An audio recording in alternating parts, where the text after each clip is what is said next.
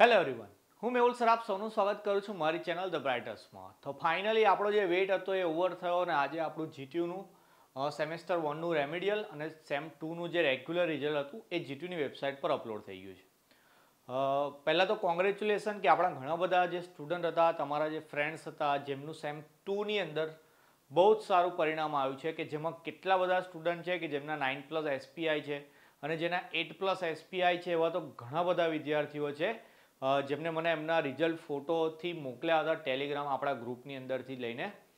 તો એ બધાને પહેલાં તો કોંગ્રેચ્યુલેશન, અને એમના માટે તો હું ખુશ છું જ, પણ ઘણા બધા વિદ્યાર્થીઓ એવા છે કે થોડા ડિપ્રેસ થઈ ગયા છે કે એમનું સેમ 2ની અંદર અમુક સબ્જેક્ટમાં બેકલોગ આવી છે, અને જે પહેલાં સેમ 1ની અંદર અમુક સબ્જેક્ટની અંદર બેકલોગ હતી એમાં એ લોકો ફરી ફેલ થયા છે. તો આ વિડીયોની આપણે પહેલાં તો રિઝલ્ટનું એનાલિસિસ કરીશું કે રિઝલ્ટ કઈ રીતે જનરેટ થયું છે, કેમ તમારી બેકલોગ રહી ગઈ છે. હવે આગળ અમુક છોકરાઓ તો એવું બી વિચારવા લાગે કે સર હું ડિટેન થઈ જઈશ કે નહીં. તો એ બધી વસ્તુની આપણે આ ચર્ચા આ વિડીયોમાં કરીશું. તો સૌથી પહેલાં જે લોકો ડિપ્રેસ છે એમને હું કહી દઉં કે રિલેક્સ થઈ જજો, વિડીયો ધ્યાનથી દેખજો. હું તમને સમજાવવાની જે કોશિશ કરું છું એ તમારે સમજી લેવાનું છે. અને જે લોકો ખાસ એવું વિચારતા હોય, અહીંયા મેં એક મેન્શન કર્યું છે કે આટલી ભૂલ તો બિલકુલ નહીં કરવાની, કે જે લોકો ખાસ એવું વિચારતા હોય કે સર હવે ડિપ્લોમા છોડીને કંઈક બીજો કોર્સ કરવો હોય તો કરાય કે નહીં, એવું તો એ સોચ જો તમારા દિમાગમાં હોય તો એ તો બિલકુલ તમારે કાઢી નાખવાની છે. એક એક્ઝામ હતી કે જેનું રિઝલ્ટ તમે ક્રેક નહીં કરી શક્યા, તો પછી એના માટે આપણે સરેન્ડર કરવાની કોઈ જ જરૂર નથી. આપણે કઈ હવે સ્ટ્રેટેજી ચેન્જ કરવાની છે, જેમ કે હું માનો પહેલાં 2 સેમની અંદર તમે કઈ ભૂલ કરી છે કે કઈ રીતે તમે તૈયારી કરી છે, તો આપણે થોડીક સ્ટ્રેટેજી ચેન્જ કરીશું હવે. તો 3 વર્ષનું આપણું ડિપ્લોમા છે કે જેમાં તમે 1 વર્ષ તો તમે ક્લિયર કરી દીધું છે. ભલે તમે બંને સેમની અંદર ફેલ થયા હોય, પણ આપણી ડિપ્લોમાની જર્નીનું તમે ઓલમોસ્ટ 1 વર્ષ પૂરું કર્યું છે. તો હવે બીજા 2 વર્ષની અંદર તમે બીજા 4 સેમની સાથે સાથે આ બંને સબ્જેક્ટની બેકલોગ પણ ક્લિયર કરશો, તો તમે પણ 3 વર્ષમાં જ એન્જિનિયર બની જશો. કે જે લોકોના 9 એસપી આવ્યા છે એમને બી 3 વર્ષ લાગવાના છે અને તમને બી 3 વર્ષ લાગવાના છે. હજુ તમે ડિટેન થયા નથી એટલે કહું છું.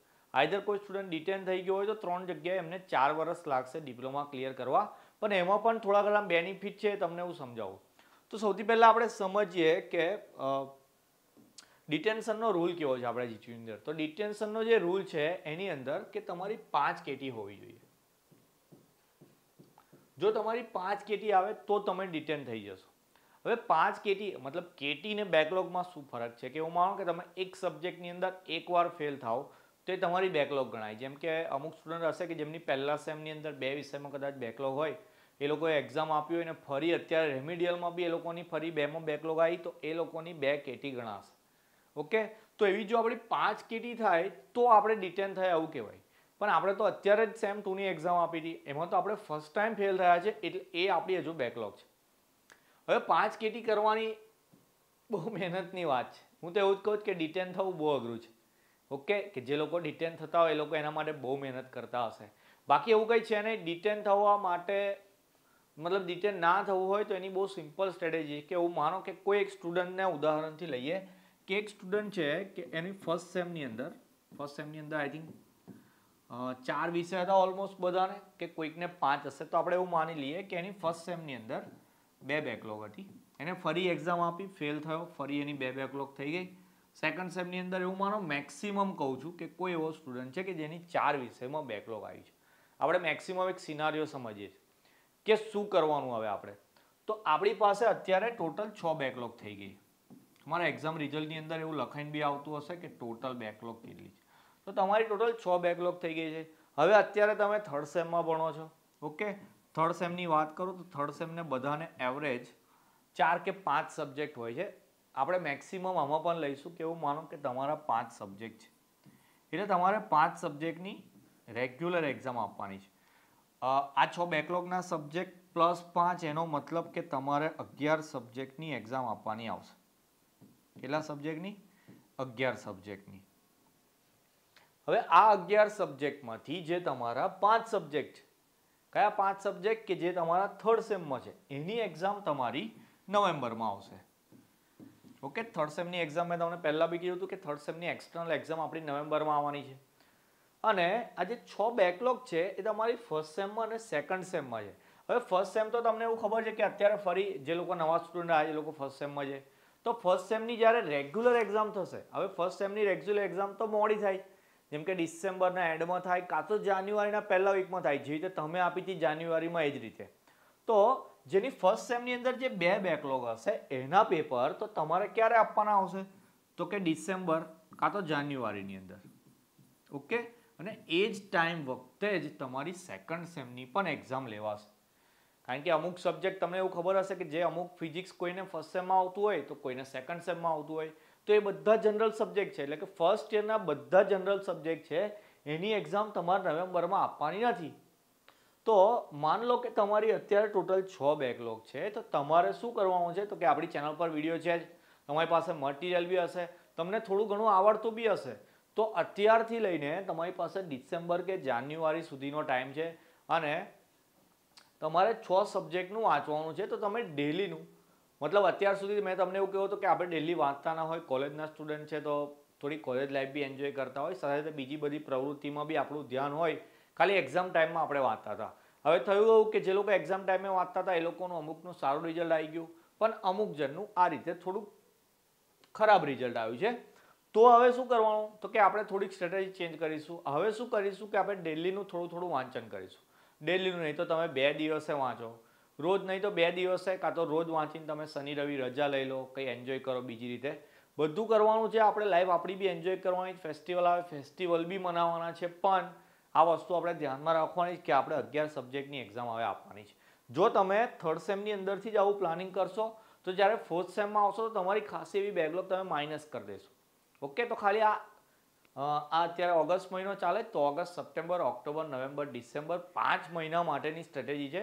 ખાલી 5 મહિના હું તમને કહું એ રીતે તમે પ્લાનિંગ કરો તમારું, તો તમારે જે જાન્યુઆરીથી જે તમારું નેક્સ્ટ સેમ ચાલુ થશે એની અંદર કોઈ પ્રોબ્લેમ નહીં આવે.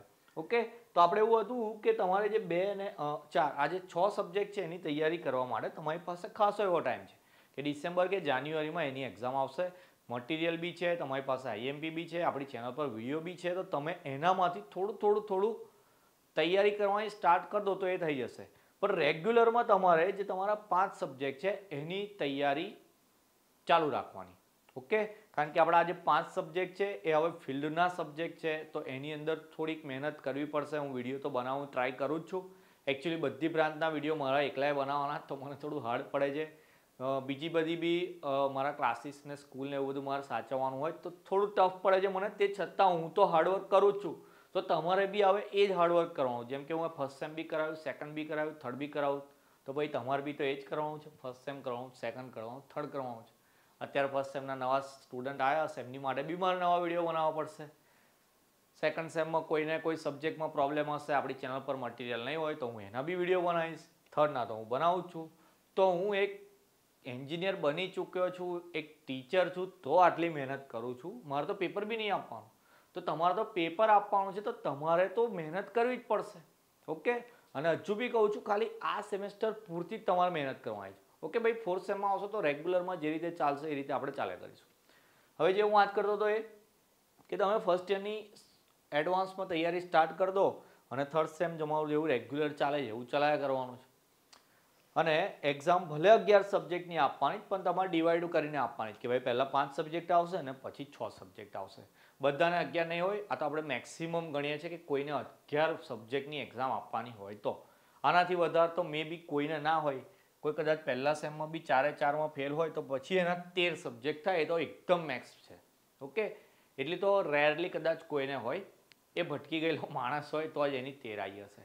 હવે જે મેં બીજી વાત કરતો હતો, જે મેઇન વાત છે આપણી, કે જેને હું માન લો કે 13 સબ્જેક્ટ આવી ગયા છે, માણસ રખડેલ બી નહીં, પણ કદાચ કોઈક રીઝનથી એનાથી ના વંચાયું હોય, કાં તો કોઈક બીજા રસ્તે પહોંચી ગયો હોય, પણ હવે એને આવવું હોય આપણા ફિલ્ડની અંદર, મતલબ કે એને હવે ડિપ્લોમાની અંદર થોડું સિરિયસ થવું હોય, જેનું ફર્સ્ટ સેમમાં સારું રિઝલ્ટ હશે, સેકન્ડમાં થોડોક 1-2માં અપસેટ થયો હશે, તો એ લોકોને તો દિમાગમાં આવી જ ગયું હશે, એ લોકો તો એલર્ટ બી થઈ ગયા હશે. તો પહેલાં તો ડિપ્લોમાનો એક ફાયદો તમને હું સમજાવું કે તમે ઓલરેડી 1 વર્ષ ક્લિયર કર્યું, તમારી પાસે 2 વર્ષ છે. હવે હું માનો કે 2 વર્ષમાં એટલે અત્યારે આપણું 24 ચાલે, 25 ને 26ની અંદર બધા પાસ આઉટ થવાના, પણ 26ની જે ફાઇનલ 6 સેમની એક્ઝામ કે તમારી જે એપ્રિલ કે મેની અંદર આવશે, એ આપ્યા પછી કદાચ કોઈ એકાદ બેકલોગ તમારી પહેલાંની રહી ગઈ હોય તો તો એના માટે તમને ડિસેમ્બર સુધીનો ટાઈમ મળશે, મતલબ કે જે રેગ્યુલરની એક્ઝામ આવશે ત્યારે. તો તમારું 3ની જગ્યાએ કદાચ 3.5 વર્ષમાં થાય તો તમને એક બેનિફિટ થવાનો. હવે આઈધર એવું થયું કે કોઈ છોકરો એવું વિચારશે કે ભાઈ સર ડિપ્લોમા હવે સ્કીપ કરી દઈએ, આપણે ડિપ્લોમાને ટાટા બાય બાય કરીને બીજી કોઈ વસ્તુમાં એ લોકો જવાનું વિચારતા હોય તો એમની પાસે આ ઓપ્શન કયા કયા, તો એ તો કાં તો 11-12માં જાય, કાં તો પછી આઈટીઆઈનું વિચારે. ત્રીજો કોઈ ઓપ્શનમાં હવે તો બધા જાત જાતના કોર્સ ચાલતા હોય તો એવું વિચારે કે સર કોઈ બીજો કોર્સ કરી લઈએ. હવે જે માણસ 11-12માં જાય, આઈધર કોમર્સમાં જાય, આર્ટ્સમાં જાય કે સાયન્સમાં જાય, હવે ડિપ્લોમા જેને હાર લાગ્યું હશે એટલે સાયન્સ તો ભૂલી જશે, એ બે ઓપ્શન લેશે, કાં તો આર્ટ્સ લેશે કાં તો કોમર્સ લેવાનું વિચારશે. તમે આર્ટ્સ લો કે કોમર્સ લો એટલે તમારે 2 વર્ષ તો તમારે સ્કૂલમાં કાઢવા પડશે, અને એ 2 વર્ષ તમે જો સ્કૂલમાં કાઢશો તો તમારી સાથે અત્યારે કોલેજમાં જે સ્ટુડન્ટ છે, જે તમારા ફ્રેન્ડ છે, એ 2 વર્ષ પછી તો એન્જિનિયર થઈને એ લોકો સારી એવી જોબ કરવા માટે કેપેબલ થઈ જશે. જોબ કરશે કે નહીં પછીની વાત છે, પણ એ લોકો જોબ કરવા માટે કેપેબલ થઈ જશે. ત્યારે તમને અફસોસ થશે કે જો હું કદાચ ડિપ્લોમા સ્ટાર્ટ કર્યું હોત તો 12 પાસ એટલે કંઈ જ ના કહેવાય ને, કારણ કે હજુ તો સ્કૂલમાંથી પાસ આઉટ થયા, પછી તમારે કોલેજ કરવાની આવે. આઈધર BA કરો, BCom કરો તો તમારી 3 વર્ષની તો પછી કોલેજ આવશે. તો જ્યારે તમારો ફ્રેન્ડ કે જે ક્લાસમેટ હતો એ જોબ કરવા માટે કેપેબલ થશે ત્યારે તો તમારે કોલેજ સ્ટાર્ટ કરવાની થશે, સમજો તમે. અને BA BComથી એન્જિનિયર જેવી તમારી પાસે ડિગ્રી ના આવે, જે તમે ડિપ્લોમા એન્જિનિયર બનવાના એટલી ઇક્વલી તમારી કેપેબિલિટી ના ગણાય જો તમે BA કે BCom કરશો તો. બીજી વસ્તુ સમજીએ, આઈટીઆઈની વાત કરીએ. હા, કોઈને એવું હોય કે ફર્સ્ટ સેમ સેકન્ડ સેમ ભણ્યા પછી એવું લાગી ગયું હોય કે સર મારાથી નહીં જ થતું, મને નહીં જ સમજ પડતી કે મને નહીં જ આવડે. જે પોતાને ડોબો સમજતો હોય, એવું તો કોઈ ના સમજતું હોય, પણ હજુ કોઈને એવું રિયલાઇઝ થઈ ગયું હોય કે સર ડિપ્લોમા મારા માટે નથી, એ માણસ આઈટીઆઈ લેવાનું વિચારે. પણ જે લોકો ભણી શકે છે પણ હવે એમને ભણવું નથી, એ લોકો આઈટીઆઈનું વિચારતા હોય તો તમને કહી દઉં કે જે 3 વર્ષ પછી તમારા ક્લાસમેટ કે તમારા ફ્રેન્ડ એ ડિપ્લોમા બન્યા પછી જે જગ્યાએ જોબ કરવા જશે એની અંડરમાં આઈટીઆઈવાળા જોબ કરતા હશે. હવે એવું માનીએ કે એવું માનો કે અત્યારે કોઈ ડિપ્લોમા સ્કીપ કરીને આઈટીઆઈમાં જાય, 2 વર્ષનો કોર્સ કરે, તે વખતે આપણા જે ફ્રેન્ડ છે એમનું ડિપ્લોમા પૂરું થઈ જશે. ઓકે, એ કોઈ જગ્યાએ જોબ કરવા જાય, આપણને આઈટીઆઈ પછી ત્યાં જ જોબ મળે તો પછી ઠુકરા કે મેરા પ્યાર એવું થઈ જશે કે તમારા જે ફ્રેન્ડ હતા એની અંદરમાં તમારે કામ કરવાનું આવે. તો આઈટીઆઈ તો બેટર ફિલ્ડ નથી. જો તમારી પાસે ડિપ્લોમા એન્જિનિયરિંગની સારી એવી કોલેજ ગવર્મેન્ટની અંદર સીટ હોય તો તમારે એને છોડવાની નથી. તમે તો બીજાનું બી નુકસાન કરો. તમે પહેલેથી જ ના લીધું હોત તો પછી તમારી જગ્યાએ કોઈ બીજાને ગવર્મેન્ટની સીટ મળી ગઈ હોત. બીજા કોઈ ફાલતુ કોર્સની વાત કરીએ તો ફાલતુ કોર્સની અંદર બી આમ તો કોમ્પ્યુટરના બધા બહુ કોર્સ આવે છે, આમ તો સારા છે, પણ એ તમે કોર્સ કરશો તો તમારું એજ્યુકેશન તો 10-5 જ ગણાશે ને, કે તમે હજુ 10મું પાસ જ કરેલું જ ખાલી. પણ જો તમે તમારું ડિપ્લોમા કન્ટિન્યુ કરશો તો તમને એક રિસ્પેક્ટેડ એન્જિનિયરની આગળ જોબ મળવાના પૂરેપૂરા ચાન્સીસ. ઓકે, તો હું તમને ખાસ કહું છું કે તમારે એવું તો વિચારવાનું જ નથી કે સર હવે હું ડિપ્લોમા સ્કીપ કરીને કોઈ બીજી લાઈનમાં જાઉં. જો ભાઈ આમાં મારો કોઈ જ ફાયદો નથી, હું તમારા પાસે કોઈ જાતના રૂપિયા નહીં લેતો કે તમે ડિપ્લોમા ભણશો તો મને ફાયદો થશે, પણ તમારા સારા ફ્યુચર માટે હું કહું છું. તો બેકલોગ તમારી ગમે તેટલી આવી હોય, તમને કોઈ બીજી જાતનું ડિપ્રેશન હોય કે કોઈ કારણ હોય કે જેનાથી તમે ભણી ના શકતા હોય તો તમે એ કારણ પણ મારી સાથે શેર કરી શકો છો. આપણે બધા પ્રશ્નોનું સોલ્યુશન લઈ આવીશું. એવો કોઈ ક્વેશ્ચન ના હોય કે જેનું સોલ્યુશન ના હોય. ઓકે, પણ ખાલી આપણે સારા રસ્તે મતલબ કે રાઈટ ડાયરેક્શનની અંદર કામ કરવાનું રહેશે. જો તમે રોંગ ડાયરેક્શન પર ગયા તો પછી રિઝલ્ટ તમારું બગડવાનું છે, એમાં હું પણ કંઈ કરી નહીં શકવાનું. ઓકે, તો આજનો આ વિડીયો ખાલી એટલા માટે જ હતો કે જે લોકોની બેકલોગ છે એ લોકોએ હવે કોઈ ટેન્શન નથી લેવાનું. ખાલી ટેન્શન લેવું હોય તો તમારે કેવી રીતે વાંચવાનું, કેવી રીતે તૈયારી કરવાની, ખાલી એટલાનું જ લેવાનું. અને એમાં બી જો તમને સોલ્યુશન ના મળે તો મારો કોન્ટેક્ટ કરી લેવાનો, આપણે એનો બી રસ્તો બનાવી દઈશું. ઓકે, તો ફરી એકવાર કે જેનું સારું રિઝલ્ટ આવ્યું છે એ લોકોને બધાને કોંગ્રેચ્યુલેશન. હજુ થોડું વધારે સારું લાવવાનું, તમારું, મારું, તમારા માતા પિતાનું બધાનું નામ રોશન કરવાનું. અને જે લોકોની આપણે અત્યારે ચર્ચા કરી કે જે લોકોની બેકલોગ છે એ બધાને ઓલ ધ બેસ્ટ. અને મને ખબર જ છે કે 3rd સેમની અંદર તમારું સારામાં સારું રિઝલ્ટ આવશે. કે જે લોકો 1st સેમ 2nd સેમની અંદર થોડા વીક રહી ગયા છે, કે જેમનું એવરેજ રિઝલ્ટ આવ્યું છે એ લોકો બી આપણા 3rd સેમની અંદર ટોપર બની રહેશે. ઓકે, તો મળીએ હવે નેક્સ્ટ વિડીયોની અંદર. ત્યાં સુધી જે રીતે કીધું છે એ રીતે કામ કરવાનું છે અને હવે થર્ડ સેમની અંદર આપણે બરાબર તૈયારી કરતું રહેવાનું છે. તો મળીએ નેક્સ્ટ વિડીયોની અંદર. ત્યાં સુધી જય હિન્દ, જય ભારત.